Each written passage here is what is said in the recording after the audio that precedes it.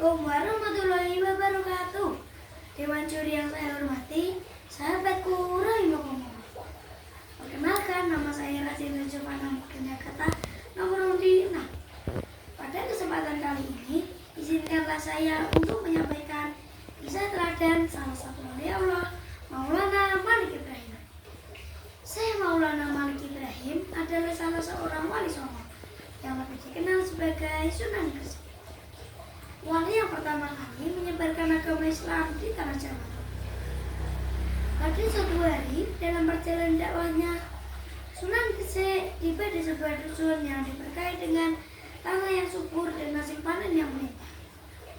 Sunan Gresik bersama seorang muridnya singgah di sebuah rumah yang besar. Rumah itu milik orang kaya di daerah itu.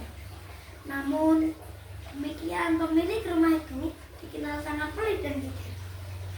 Orang kaya tersebut memiliki ratusan karung beras di rumahnya, dan saking melimpahnya beras-beras tersebut sampai disusun mengelilingi halaman rumahnya yang luas.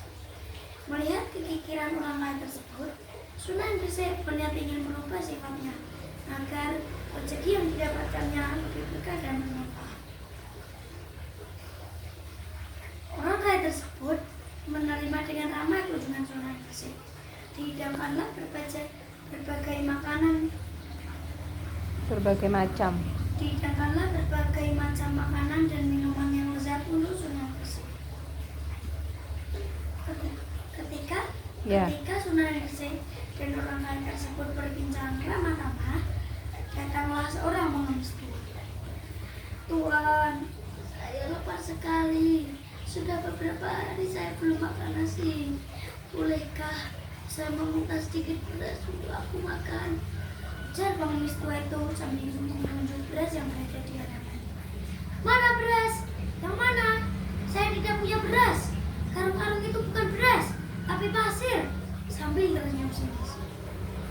Enak saja tinggal minta. Beras-beras itu untuk dijual. Jika tidak punya uang, jangan ke sini. Cepat pergi dari sini. Orang pengemis tua itu tertunduk sekali. Dia beranjak pergi dengan langkah yang kecewa. Kejadian itu disaksikan langsung oleh Sunan Gresik. Sunan Gresik tidak langsung menegur orang lain tersebut. Sunan Gresik berdoa dalam hati kepada Allah Subhanahu wa Ta'ala. Ya Allah, jika Engkau izinkan, ubahlah semua beras orang ini menjadi pasir, agar sifat tamak dan pikirnya hilang dari jiwanya, agar orang ini kembali ke jalan yang benar dan mendapatkan rezeki yang berkah dan bermanfaat. Tiba-tiba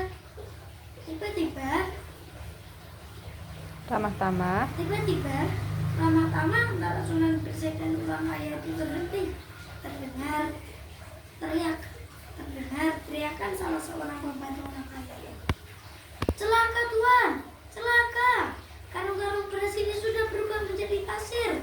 Semua karung yang ada di dalam dan di halaman sudah berubah menjadi pasir. Bagaimana ini Tuan? Apa yang harus kita lakukan? Kata pembantu itu dengan suara bergetar melaporkan. Orang kaya itu terkejut. Segera ia beranjak dari tempat itu.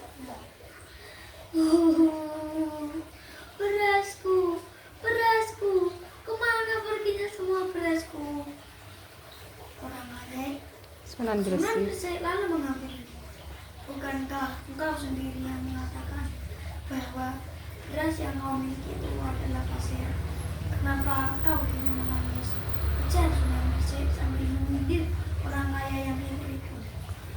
Maafkan saya Sunan, saya mengaku salah, saya mengaku berdosa.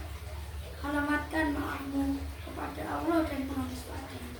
Kepada mereka lah permintaan maafmu diterima. Seharusnya kamu lakukan, bukan kepadaku. Ujar Sunan Gresik. Penyesalan yang dalam langsung menyergap orang kaya itu. Dalam hati, ia mengutuk dirinya sendiri yang telah berbuat kezaliman. Dalam hati, ia berjanji akan mengubah semua sifatnya. Ia mohon juga agar beras yang telah agar berasnya Agar bisa bisa kembali lagi seperti semula. Kepikirannya ingin dia buang jauh-jauh, dan dia meminta agar Allah menggantinya dengan kedermawanan. pintar. Sunan Gresik kembali berdoa. Sunan Gresik berdoa dalam hati. Sunan Gresik kembali berdoa. Udah Sunan benar. Gresik kembali berdoa. Dan dengan izin Allah, beras yang telah berubah menjadi pasir menjadi beras kembali. Orang kaya tersebut Orang kaya tersebut tidak lagi berbohong dengan lisannya. Ia berubah berubah dari sifat kikir menjadi dermawan. Tak pernah lagi ia menolak pengemis yang datang. Teman-teman semua, sejatinya hidup adalah hidup yang bermanfaat bagi orang lain.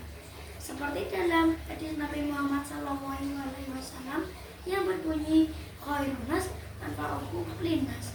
Sebaik-baik manusia adalah yang paling bermanfaat bagi manusia lainnya.